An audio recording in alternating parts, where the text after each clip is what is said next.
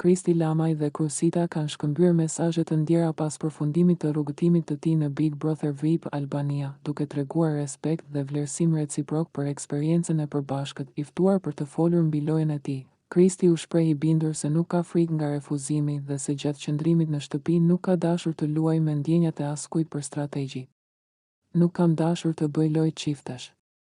Kam qenë i qartë dhe më ka interesuar që edhe Krusita të ishte e qartë, tha ai, duke theksuar se çdo raport i krijuar prej tij ka qenë i sinqertë dhe jo pjesë e një taktike për të avancuar në lojë. Nga ana tjetër, Krusita u interesua për gjendjen e Kristit, duke treguar se nuk kanë pasur mundësi të komunikojnë pas daljes së tij.